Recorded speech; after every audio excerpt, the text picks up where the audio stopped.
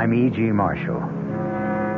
Of all the sounds in the universe, perhaps nothing stirs the imagination more deeply than the sounds of the sea.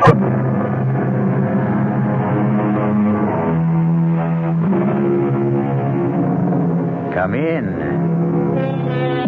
Welcome. I'm E.G. Marshall.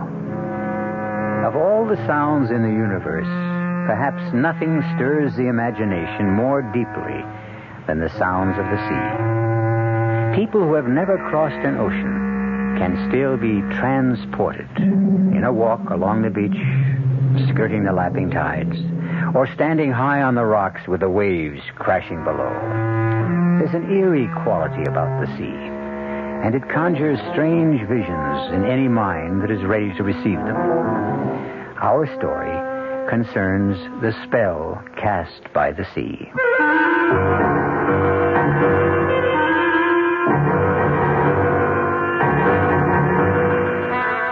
Our mystery drama, What Happened to Mrs. Forbush, was written especially for the Mystery Theater by Elizabeth Pennell and stars Patricia Wheel and Gordon Gould.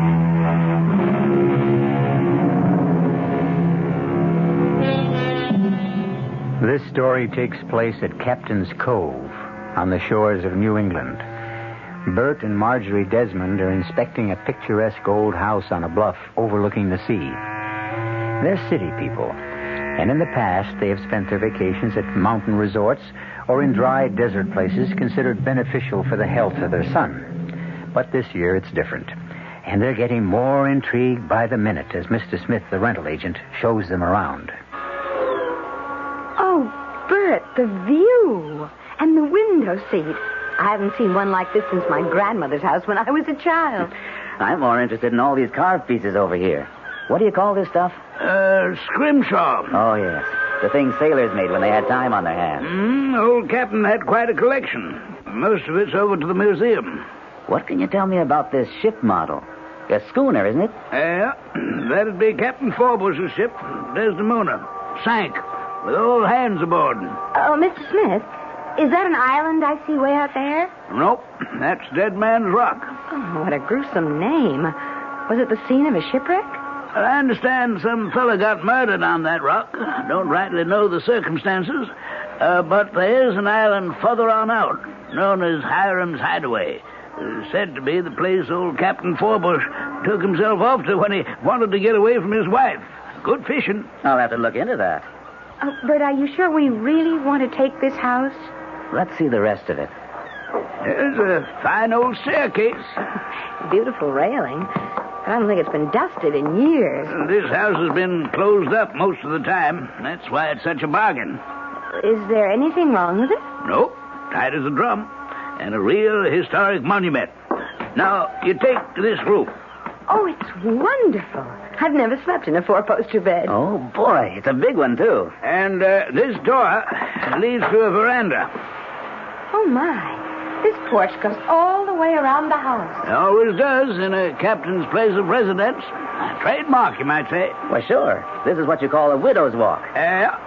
No doubt Miss Forbush did her share of pacing when the captain was away. Well, no pacing for me, thank you. My husband has a desk job. What do you think, Bert? About the house? Yes. In a strange way, I've fallen in love with it. But I'm wondering... Wonder no more. We're going right into that room I already call my study and sign a lease for the summer.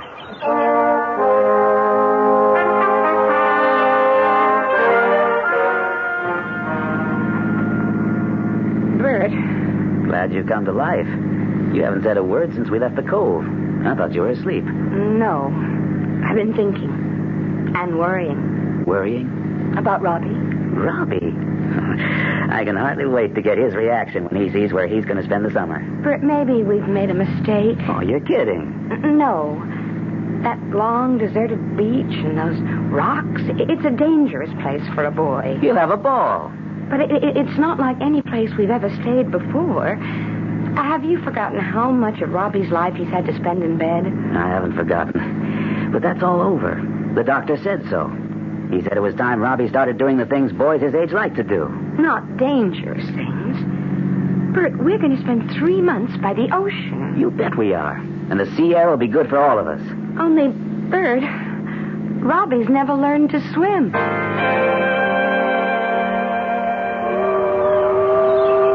Well, Robbie, what do you think of it? Oh, man.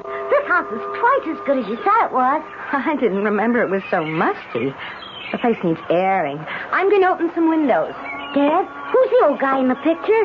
Why, that must be Hiram Forbush, the sea captain who built this house. He sure has a lot of red whiskers. He sure does. They knew how to paint pictures back in those days. Watch this, Rob. Walk over here and see how his eyes follow you. Sort of as though he was looking at everything you did. It's spooky. You think he's a ghost? Oh, come on, son. You don't believe in ghosts, do you? No. Well, I'll let you in on a secret. I think your mother does. Mom believes in ghosts. Sometimes. Oh, Pop.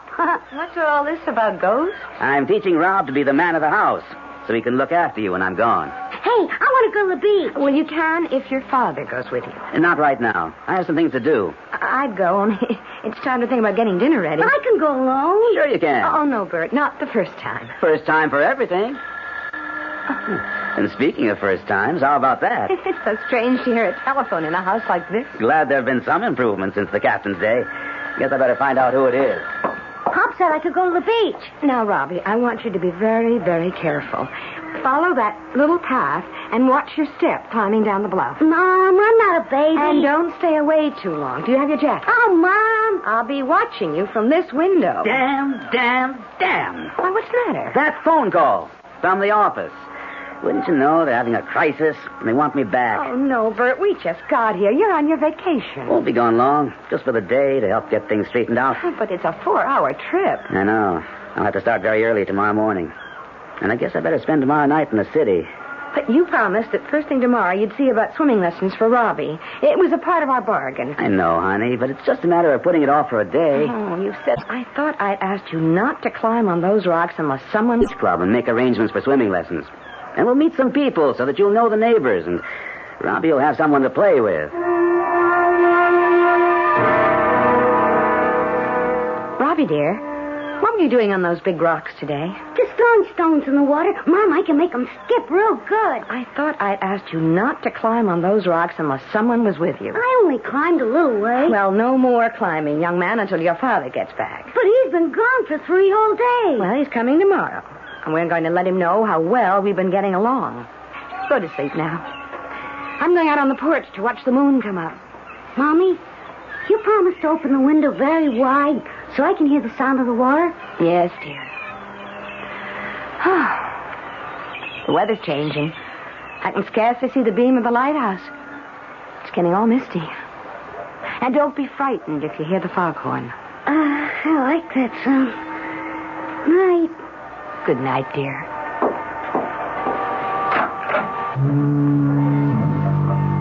Good evening. Oh.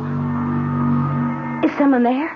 I always stroll the veranda on a foggy evening. Well, there is someone. Who are you? I am Lavinia Forbush, and I presume you are the lady who is staying in my house? Why, I guess it was your house. Only I'm staying here now. My name is Marjorie Desmond. Didn't they tell you, Mrs. Desmond, that I never left this house? It belongs to me. Belonged to you, Mrs. Forbush.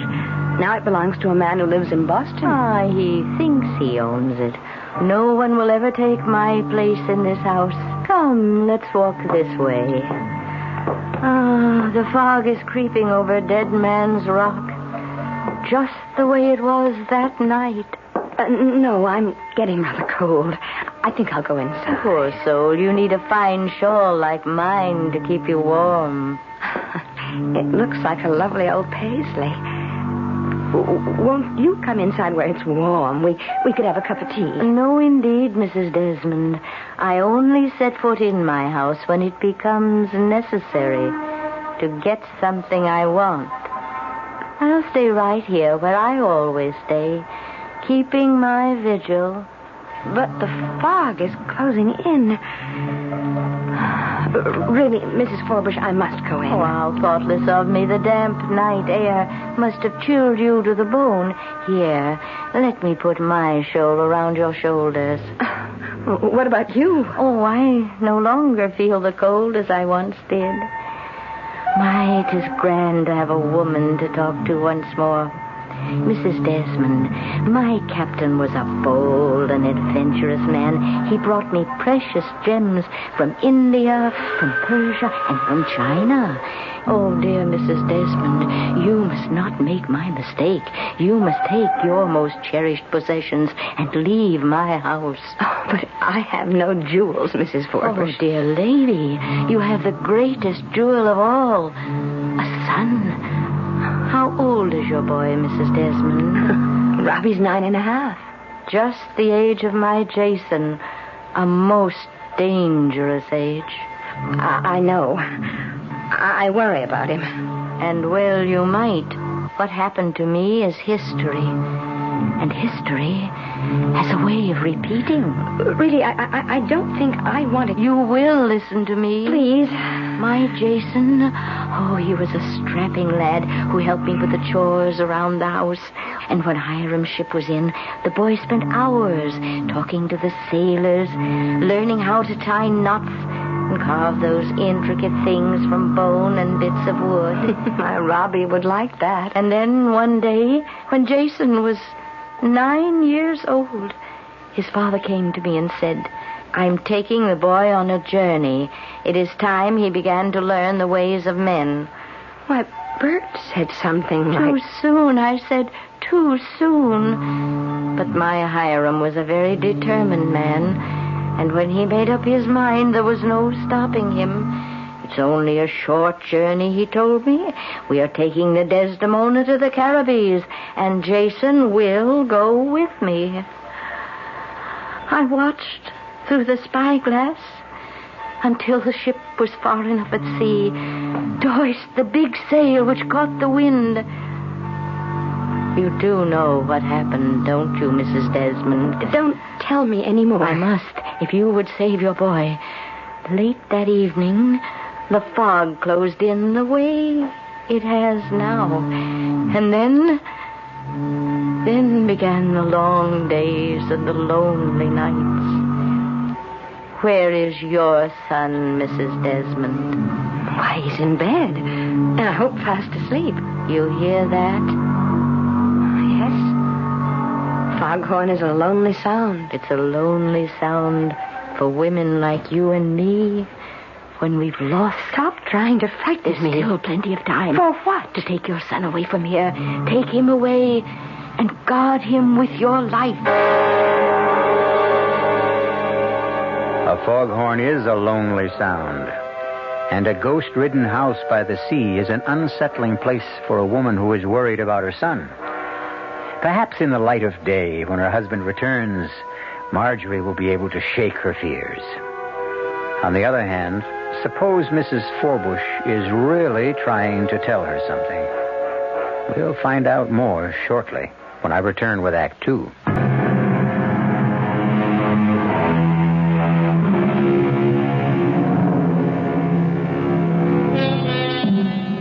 If you're afraid of what the future has in store, perhaps you look to the past for guidance. But Marjorie Desmond has had a strange encounter with the past, which only bolsters the fears she already has for her son. Is it possible that a ghostly presence from a former time can prevent or promote an impending disaster?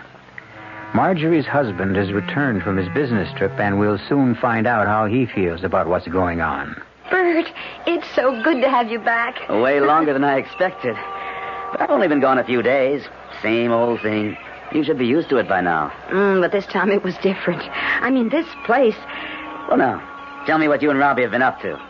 Bert, I want to show you something. Hey, where did you get that paisley shawl? I like it. So do I. It has such nice mellow colors. Where did you find it? In the old captain's sea chest? No. It was given to me. Well, that's a nice gift. Who's been around while I was gone? You're not going to believe this. Well, let me guess. It was given to you, only it wasn't really a present. You had to pay some enormous sum for it, and now you're afraid to tell me how much it cost. No, Bert. And I know you won't believe me. I won't believe you if you say Captain Forbush came to the door and said, "My dear Mrs. Desmond, please let me in. I've returned from a long and tiresome journey, and it would please me very much if you would cook up some bacon and eggs." No, Bert. It wasn't Captain Forbush. I'm happy to hear that. It was Mrs. Forbush. What? You're going to laugh. I know you won't understand, and I didn't either, only it happened. For heaven's sake, Marge, what happened? It was a foggy night. You sure? Spooks always come out on foggy nights. Now tell me, where did you really get that shawl? I got it from Mrs. Forbush. Let's not play games. I'm tired. She was there, She Bert. was where? On the widow's Oh, hall. cut it out. I talked to her, and she told me what happened to her husband. Sure. Mr. Smith told us that. The captain was lost at sea. But Jason... Who in heck is Jason? Their son. Marge, will you please talk sense? Now, where did you get that shawl? I told you from Mrs. Forbush last night when we had a long talk. Now, I've heard everything. Okay, it's a joke. And I do think it's pretty funny. We're living in a haunted house, so let's enjoy it. If you don't want to tell me where you found that thing, okay. I'll play your game. At least until tomorrow. Don't you want to hear what she had to say? I don't want to hear any more of this crazy story. Come to bed. And tomorrow we'll have a great big laugh over this whole thing. And maybe you'll remember where you really found that shawl.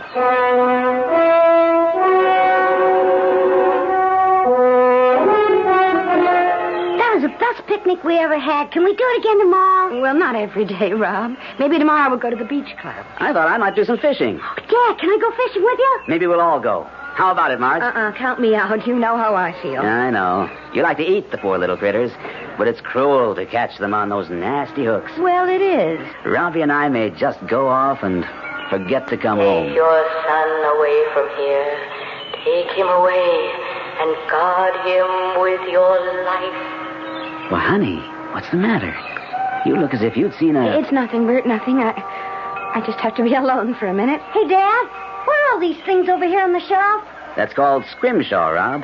Scrim? These are things that were made by sailors a long time ago. When they were on those sailing ships and the sea was calm, they didn't have much to do. So they carved pieces of bone or wood and painted shells. I'll bet I could do that. You'd have to learn how to use a knife. Would you teach me, Dad? It's bedtime, young man. Up the stairs. If I was on a boat, I wouldn't be going up any old stairs. I suppose you'd be climbing the ropes. Or walking in the gangplank. No, I asked that fisherman today where he slept, and he said down below. Unless you want to sleep in the cellar, the direction is up. Get going. Aye, Captain.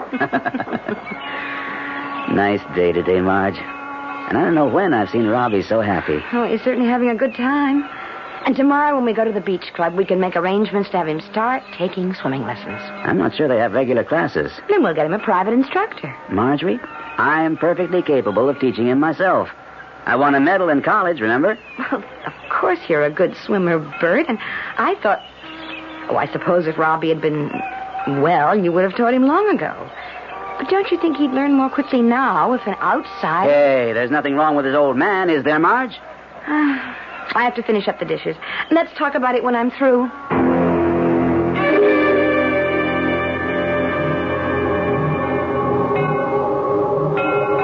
Robbie? Don't be frightened. I want to talk to you. Is that you, Mom? No, I'm the lady who lives here. My name is Mrs. Forbush.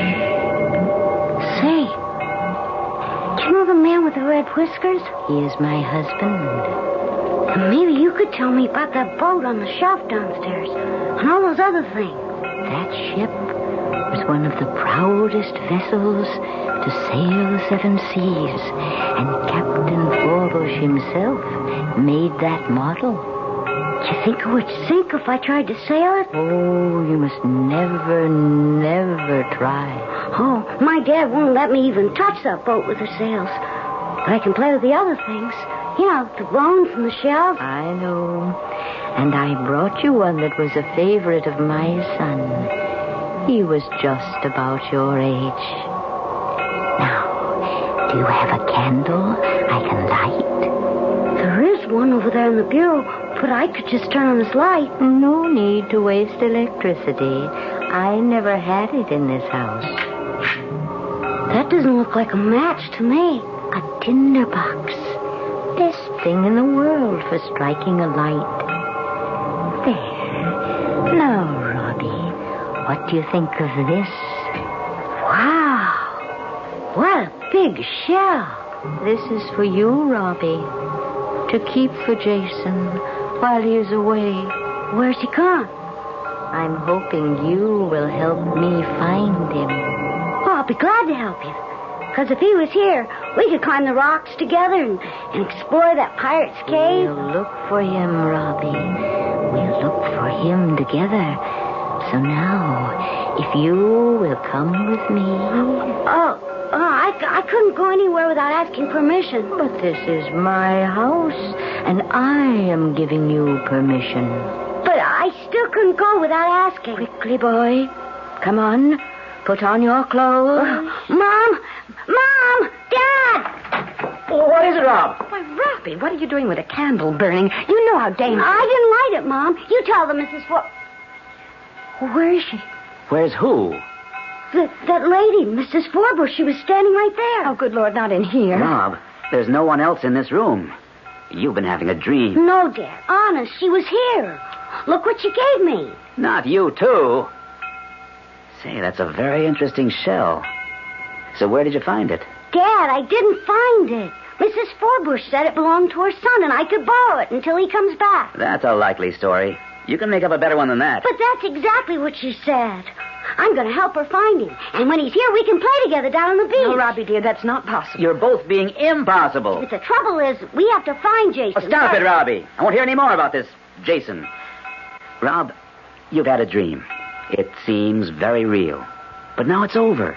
And tomorrow you'll have forgotten all about it. But, Bert, what about the candle and the shell? Well, there must be some reasonable explanation. But let's not think about it now. I'm blowing the candle out, and Robbie's going to sleep. Good night, son.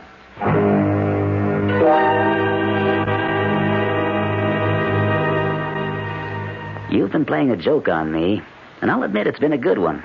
You were very clever to get Robbie to go along with you. And I must say, he played his part well. But I can think of better games for a boy his age. This was no game, Bert. You didn't coach him to put on that act? Of course I didn't. Well, if it was a nightmare and he dreamed all those things about Mrs. Forbush and her mythical son, it was only because you filled his imagination full of stories. I have never mentioned either Mrs. Forbush or Jason to Robbie. Then there's a book about them somewhere around the house. Well, if there is, I haven't seen it. You must have had one of those imaginary conversations out loud, the way you do sometimes. And Robbie overheard you when you thought he was asleep. Oh, Bert, I don't do that anymore, and I don't see how he could possibly have been listening the night I talked to Mrs. Forbush. Marge, there is no Mrs. Forbush. How would you know? You weren't here. Honey, we're taking this whole thing too seriously. Mrs. Forbush lived nearly 200 years ago, so she can't be hanging around here now. I suppose you're right. That's my girl. Give us a smile. Well, I'm trying. Now, repeat after me. No more conversations with Mrs. Forbush. No more conversations with Lavinia Forbush. Where'd you get that kooky first name? Well, she told me. Okay.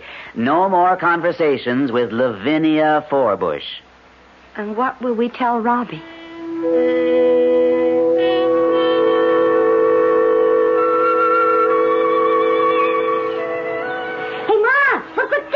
He's teaching me how to catch fish. Oh, well, it looks as though you bought out the store. But did you get my groceries? Yep, groceries are all right here. But hold off on the steak. We just may come back with something very special for the frying pan. Look, Mom, my very own rod. Did you ever see one of these? This is a reel. Yes, dear, it looks like a very nice reel. Where will you use it, down at the wharf? Nope. We're going to get Rob off to a really good start. I've rented a boat. What kind of boat? Oh, just a putt-putt. You know, one of those flat-bottom jobs with an outboard motor. But you aren't going out to sea. Sure. Well, look at it, Marge. Smooth as glass. What do you know about the tides and the currents? Marge, we aren't planning a trip to China. Where are you going? To that island. It's so clear today, you can see it from here. Don't you worry about a thing. See? I bought him a life jacket, and he's going to wear it every minute of the time. We promised, don't we, Rob? Sure, Pop. Promise me you won't go far. I told you, we're only going out to that island. When Mr. Smith said the fishing is good. What did he say the island's called? Hiram's Hideaway. Oh, yeah. Sorry I asked. Have a good time. If you stand on the porch with the binoculars, you can watch us most of the way.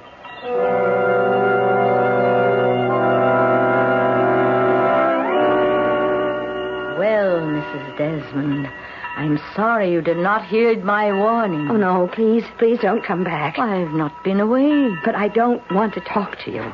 It was bad enough that you upset me, but you had no right to bother my son. It was you who interfered, Mrs. Desmond. You and your husband. You spoiled it all. I was trying to save your son before this happened. Nothing has happened, Mrs. Forbush, and I won't let you alarm me anymore. But you are alarmed, Mrs. Desmond, and well you might be. Why did you let him go? See, they are already out of sight. And if you don't act quickly, you'll never see either your husband or your son again.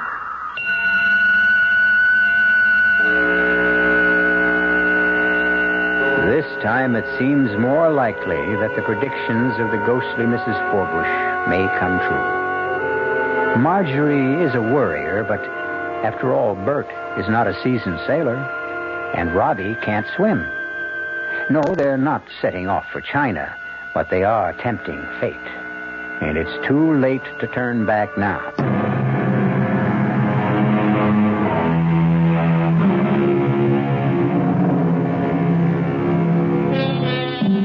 It is a calm and beautiful day at Captain's Cove, and it looks as though the fears of Marjorie Desmond were totally unfounded. Father and son have explored the island. A whole new world has opened up for a boy who has been housebound much of his life. And Bert is savoring the joys of feeling a new closeness to his son. It is late afternoon, and they are heading back reluctantly to the mainland. Hey, Dad, can we do this every day? I'm going to catch a bigger one next time. For a first try, you did very well. Maybe we can go deep sea fishing someday. Maybe tomorrow. Could we? Hey, we're doing all right with these smaller fellas. Flounder's good eating. You'll see. Bet Mom will be surprised. We caught 1, 2, 3, 4. Hey, Dad, remember what you promised about that rock? Oh, it's late, Rob. I think we better not. But you promised, Dad. Honest, it'll only take a minute. Well, I'm not sure I can get right up to the rock. The water's starting to get a bit choppy. Where was it you saw that piece of driftwood you wanted? Up there, see? Looks just like a couple of deer's horns. Otherwise known as antlers. Only I'm going to turn it into whatever that other word is. Brim, you know. Hey, stop the boat, Dad. It's right up there. I can't just stop the boat, Rob. There's no place to anchor. I could almost reach it if I stood on the seat. Get down, young man. Now, what did I tell you? There's a tricky tide around here. You'll come back some other time. Oh, but Dad, that piece of wood will be gone. Sometimes the waves go all over those rocks. I'll never find a piece like that one. Oh, I'll try again. It's calmer over on this side. Slow down some more, Dad. But there's no way to come in. Like that flat place on the rock. You slow way down, and then I'll jump off and get it. Is your life jacket on tight? Sure, Dad. Okay, then. Be very, very careful. I'll idle the motor while you jump off. Grab your piece of driftwood and jump right back. Here I go. Uh-oh. The motor's died, and the boat's drifting. You stay right there, Rob, while I get it started.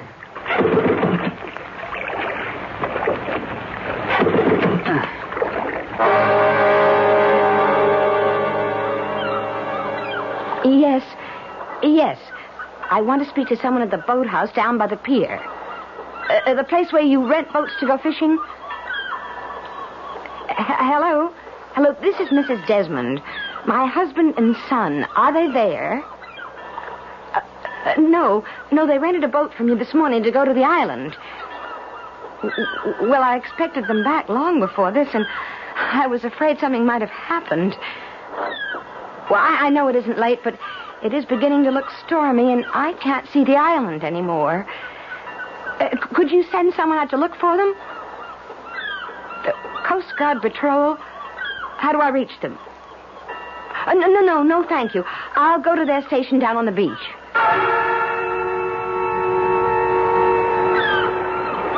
No use going to the Coast Guard station, Mrs. Desmond. They've taken the cutter and gone in the other direction.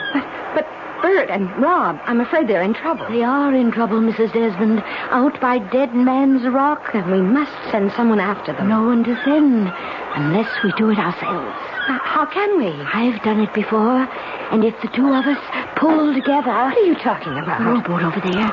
Can you handle an oar? Well, once I knew how to row, I'm not sure that I... Hurry, Mrs. Desmond. Before the storm sets in, climb aboard. Oh, what an old boat. Why, it's half full of water. No time to be choosy. You fit this oar in the lock while I shove off with the other one. There's a hole in the bottom of this boat, Mrs. Forbush. This is madness. We'll never make it. Pull, Mrs. Desmond. Pull. The sea is getting rough. Aye, a storm is brewing. We must turn back. Too late, Mrs. Desmond. Too late. We must fulfill our mission. That rock seems further and further away. Pull, Mrs. Desmond. Pull your oar.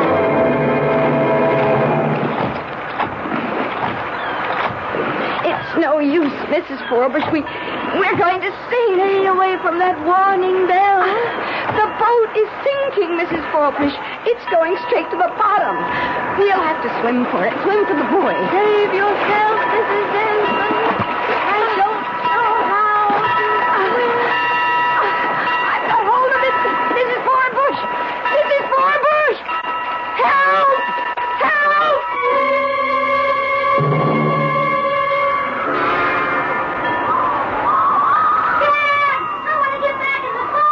Stay right there, Rob, until I can get closer. I can't seem to get this darn motor started. Hello! Who are you? Hiram Forbush, at your service. Captain Forbush? Yeah.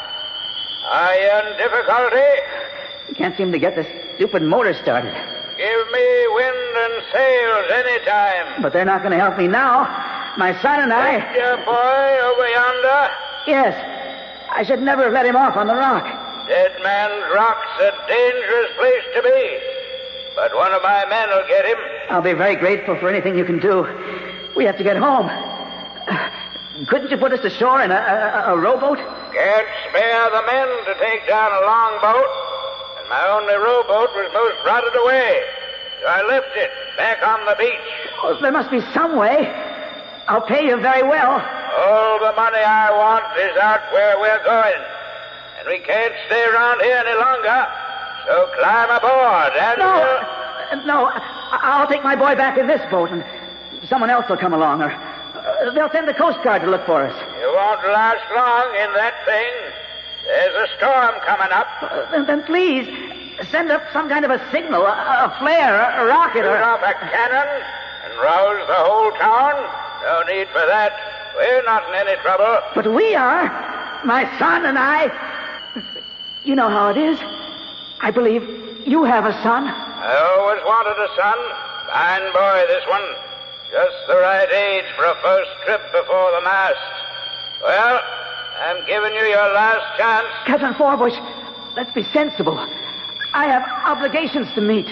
Sounds to me as though you have a guilty conscience. Lively with the sheets, men. She's coming about. Up with the sails and dead ahead.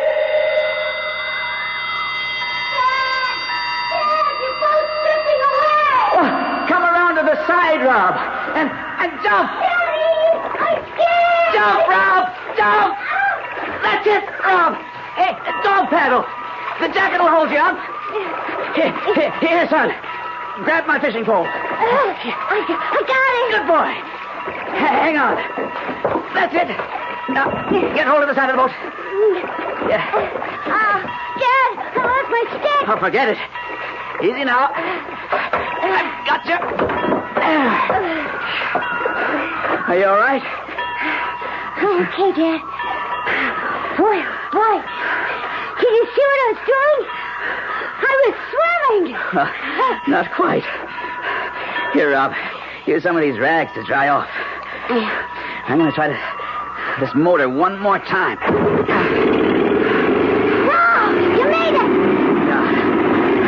gonna be all right. Hey, Dad, think sometime we could get a sailboat? I'd rather not think about this just now, Robbie. We've had a close call. And then maybe we could sail off. Robbie, no more. We're lucky. Dad, I hear someone calling.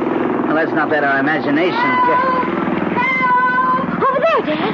By that thing standing up in the water. Good Lord. There's someone clinging to the buoy.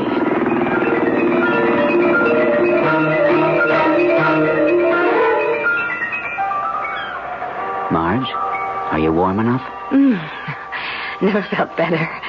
And now, Marge, if you feel up to it, will you please tell us what in the name of heaven you were trying to do? I started out in a rowboat. That rickety old rowboat that was down on the beach? Oh, yes. Did you know it was there? I hadn't seen it before. That boat must have been 100 years old. Why did you... I can't explain what was going on in my mind. Or at least you wouldn't understand. You see, I had this awful premonition that something terrible was going to happen to both of you and that I must row out as far as that rock to save you. Well, the boat sank and mercifully there was that buoy and then you came along. Please don't ask me any more questions because now that you're both safe, all those crazy notions I had are gone forever. But something did happen, didn't it, Bert? Something happened, all right. We were starting back when the motor conked out. And you won't believe this, Marge, but suddenly everything was deathly still. And out of nowhere came this big old ship, like the one in the model over there. That's right, isn't it, Rob? Oh, Dad. And over the rail leaned that face with the cold blue eyes and the bristling red beard. None other than Captain Hiram Forbush. Oh, you're being mean, Bert, but I guess I deserve this. Go on. You don't believe me, do you, Marge? But I tell you, there he was, big as life. I begged him to take us back to shore, but he said he was heading for the Caribbees. He had Robbie up on the deck while I was trying to start the motor. And then that sailing ship started to take off. And I looked up, and that's when I yelled to Robbie to jump. Hey, Dad, that's the best story I ever heard. Now can I tell Mom what really happened? What really happened? You see, Mom, it was like this. I saw this piece of wood like antlers on that big rock. And I wanted to make something out of it. You know, some of that scrim stuff.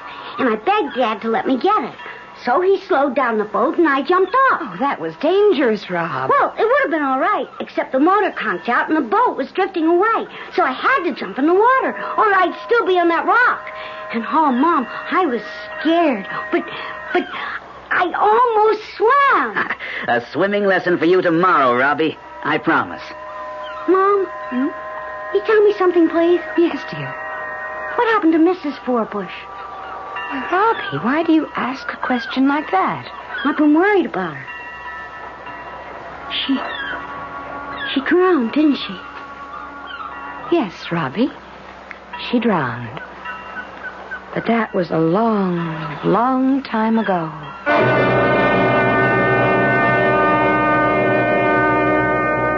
What happened to Mrs. Forbush was not as important as what happened to the Desmonds. A possessive mother learned she must loosen the bonds with which she held her only child, or live in an ever-present nightmare of fear. And a self-centered father discovered that if he neglected his wife and son, he ran the risk of losing them.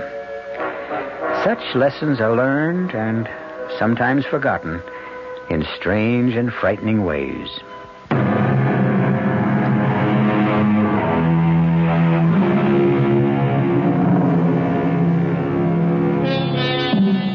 The ghost of Mrs. Forbush has been laid to rest.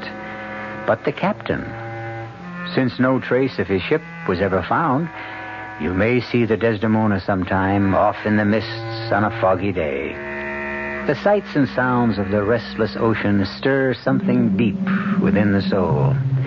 There are countless tales to be told of the sea.